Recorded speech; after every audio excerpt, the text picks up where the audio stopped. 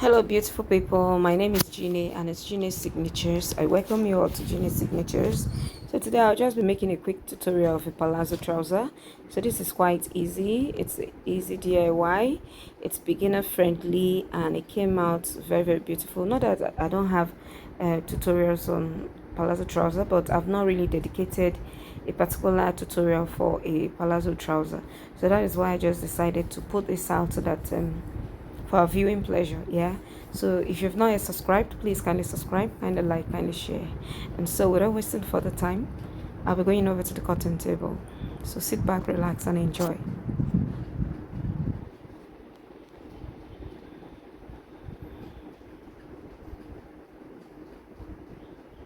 So I made use of an African print, yeah, but you can make use of any fabric of your choice. So this person is on the small size, so that is why you can see that it's a little bit of kind of small. It's for a small size person, like size 8 or 10, yeah.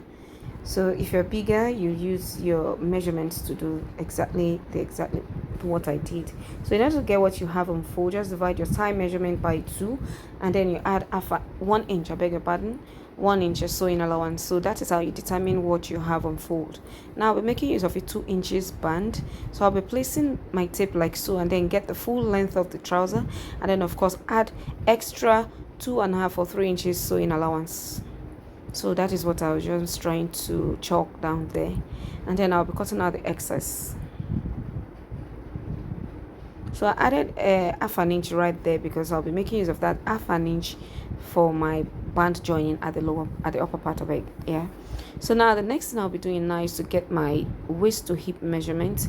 So for your clients, you just kindly mark whatever is appropriate, and then I will get in the crotch depth. For the crotch depth, I'll be making use of my client's hip divided by 4. That gave me the crotch depth. And for the waist to hip, you can see that I later marked another line. I added half an inch to that because by the time I join my band, everything would be coming back to the same thing.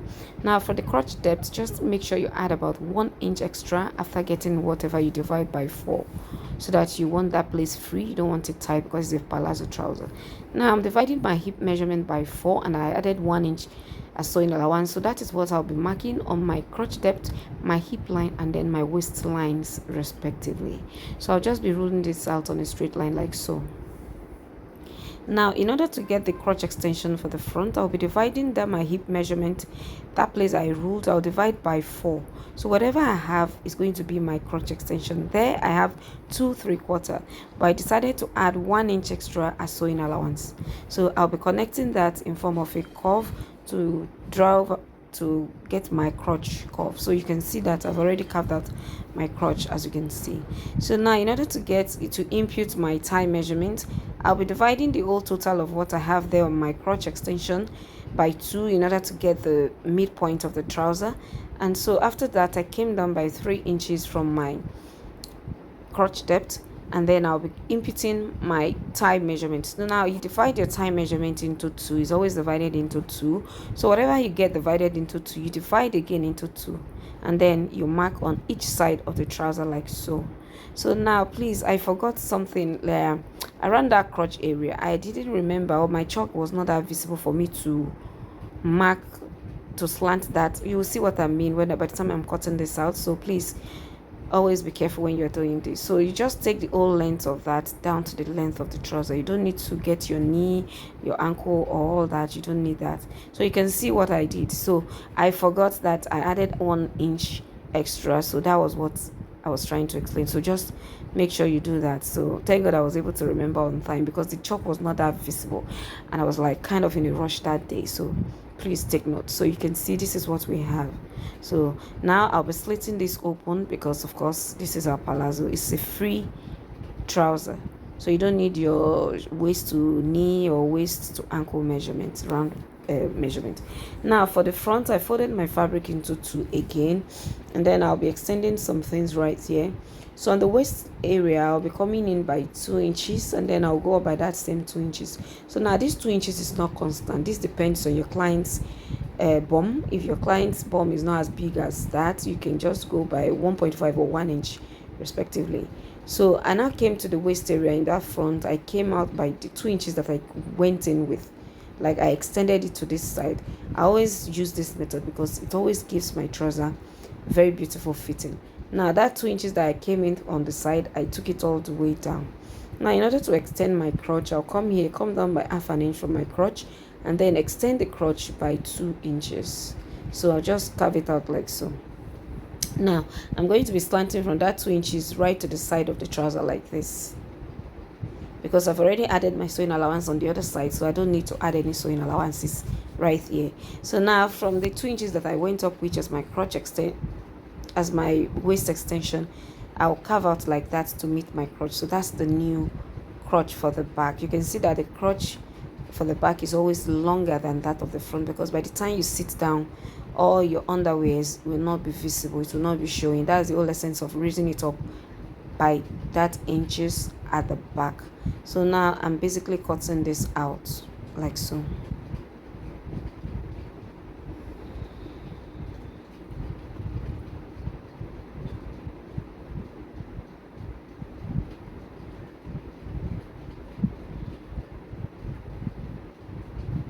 So I'll just flip this over and then cut out the crotch extension.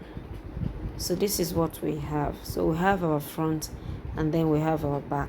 So you can see the back is bigger than the front. Now if you want to get your dart, just merge this into two, and then you get the midpoint. And when you're sewing your dart, you can make use of 4 or 4.5 inches downwards, and then you sew it, and then you join your crotch by half an inch. So for the front part, I'll be adding a pocket by the side. So I'll just quickly show you how I'm going to be doing that. So right there on that side, I just wanted to slant the waist area first. Sorry, I just come down by half an inch around the crotch area and then slant it like so. So this gives the front part of the trouser the fitting that it deserves. Just slant it out like so. And remember, you raise the back by 2 inches, so this is going to be sitting perfectly. So I just equally notched for the dart as well.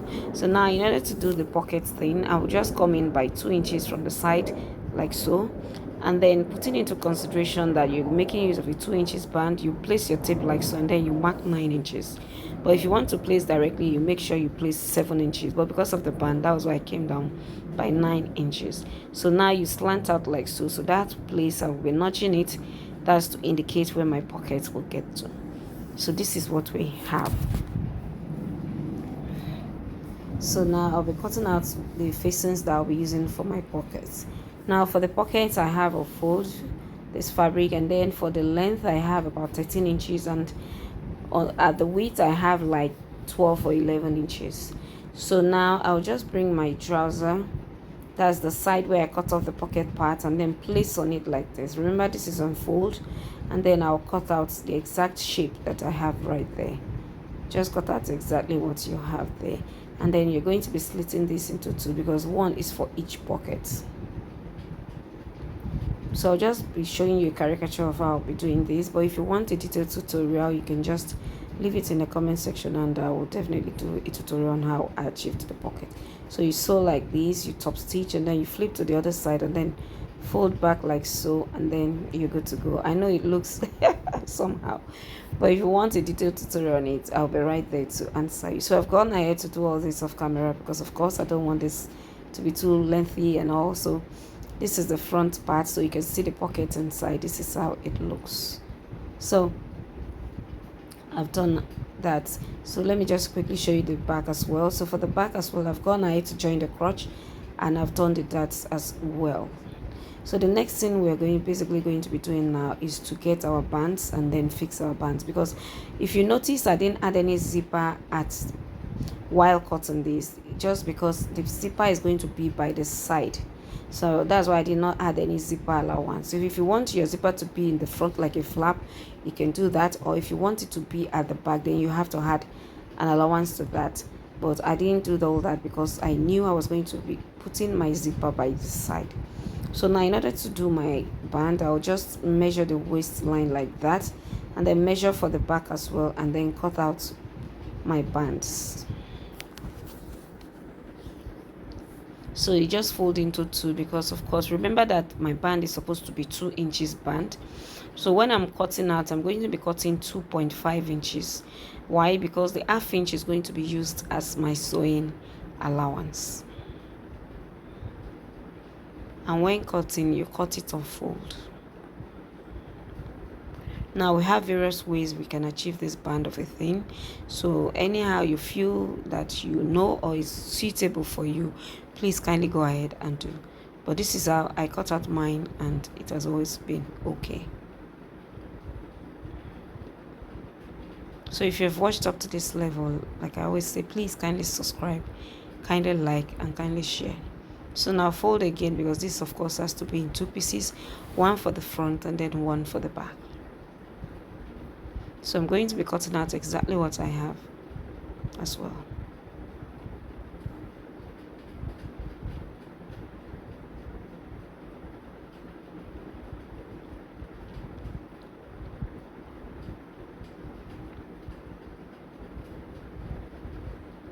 So I made use of a 3 yards fabric for this tutorial. It's 3 yards, and you know African print always comes by 45 in length, so that was what I used to achieve this palazzo trouser. So I'm trying to trim off the excess for the waist because it's too much. So now this is what I have. So I'll be bringing my interfacing, because of course I'll be ironing and interfacing to this because it's a band. So that place needs to be a little bit strong. I beg your pardon, sorry. So just go ahead, iron my interfacing, and then I'll be back to show you the next step. So I've gone ahead to iron my interfacing, and this is what I have. And so one side I ironed in 1/2 inch and then left the other side like flat like that, so that by the time I'm sewing, I'll just take with that place where I did not iron, I'm going to be sewing it on the fabric and then flip over and then sew on top of the 1/2 inch that is already there. I believe you understand what I just explained. Yeah, so just place like this and then fold, flip over, and then run a stitch on the place that you've already ironed your 1/2 inch. So I've gone ahead to do that, and this is what we have. So this is the back piece, no, this is the front piece, and then this is the back piece. So I've gone ahead, so you can see that our band is looking very neat. There are no visible seams and all that. So now I'll be putting both the front and the back pieces together like this, so that I'll take out my closure and then fix my zipper. Like I told you, I'll be making use of the allowance at the sides to fix my zipper.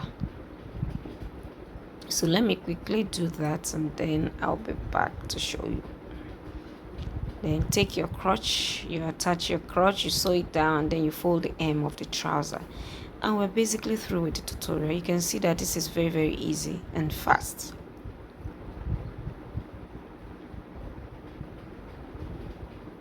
So I've gone ahead to do it, so you can see this is what we have. So this is the zipper. Like I told you, I made use of an invisible zipper for that side, and I made use of a color that matches the trouser. So this is what we have, and our tutorial has ended. So if you enjoyed watching this tutorial, like I always say, kindly hit on the subscribe button, kindly like, kindly share, and kindly leave beautiful comments. So like I always say, this is Gide's Signatures, and I'll be signing out. See you all on my next tutorial. Ciao. Mwah.